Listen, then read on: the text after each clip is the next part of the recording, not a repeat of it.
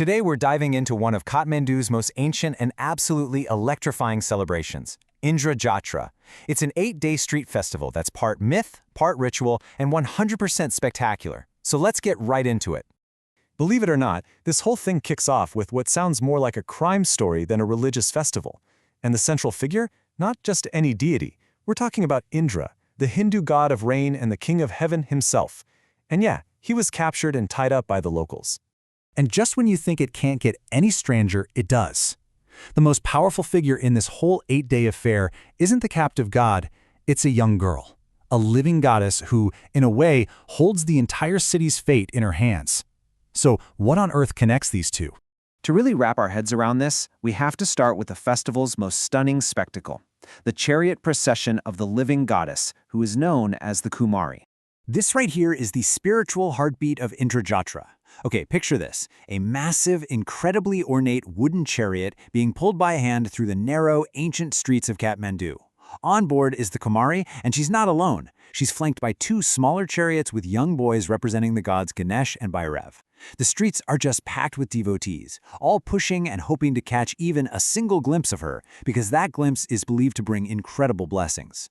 So who is the Kumari, really? Well, she's a young girl from the local Nuar community, and she's chosen through this really rigorous ancient selection process to become the living vessel for the goddess Taleju. She actually lives in a palace, the Kumari Gar, and for most of the year, she's completely unseen by the public. She only comes out for festivals like this one, where she's seen as the divine protector of the entire city. Okay, but that still doesn't explain our captured god. I mean, why was Indra, the literal king of heaven, put in chains? To understand that, we have to rewind and go right back to the festival's origin myth. So the story goes like this. Indra's mother needed a very special flower, the parijat, or night jasmine, for a ritual she was performing. So Indra, being a good son, came down to the Kathmandu Valley, disguised as a mortal, to pick some for her. The problem was, the locals saw this stranger picking flowers in a garden and, not recognizing him, they assumed he was just a common thief. So they grabbed him and tied him up right there in the city square. When he didn't come back, his mother got worried, came searching for him, and had to reveal who they really were. The people of Kathmandu were, of course, horrified. They immediately released him, and in return for her son's freedom, she offered them a boon, the special morning mist that helps the valley's crops ripen perfectly. But that wasn't all. The people asked for a second favor. They asked if she would also guide the souls of their loved ones who had passed away that year to heaven, and she agreed. That's why, during the festival today, you'll see families lighting countless butter lamps and holding processions to honor their ancestors. It beautifully connects this joyous celebration with a really deep act of remembrance. So, we had the story. But how does this massive 8-day celebration actually get started? Well, it all begins not with a chariot or a dance, but with a tree.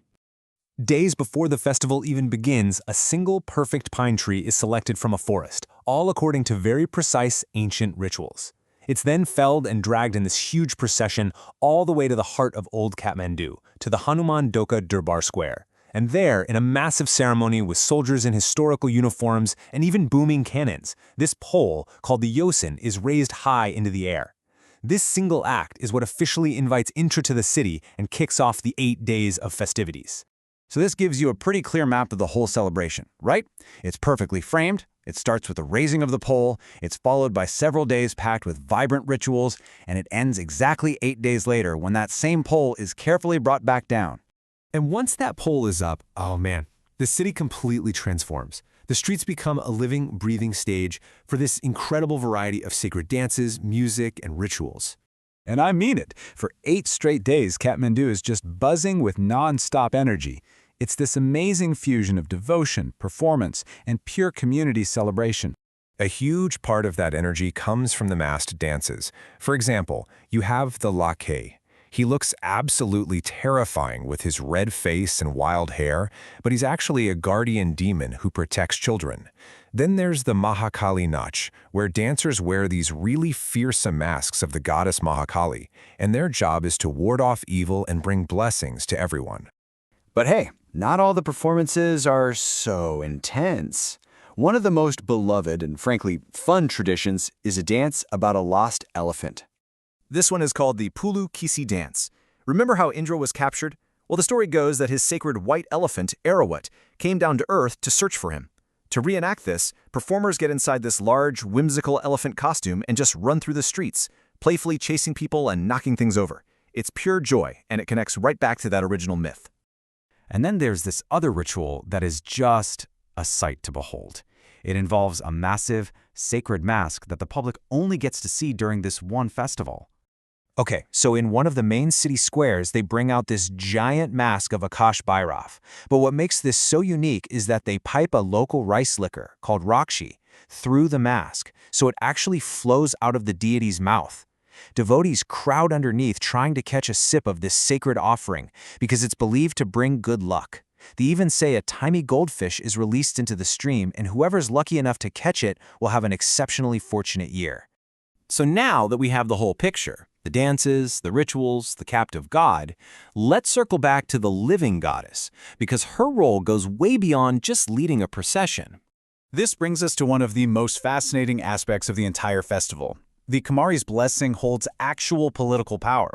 The head of state of Nepal has to come before her and receive a tika, a red mark on the forehead. This single act is seen as a divine endorsement, legitimizing their right to rule for the entire next year. It's this powerful, living intersection of spirituality and governance.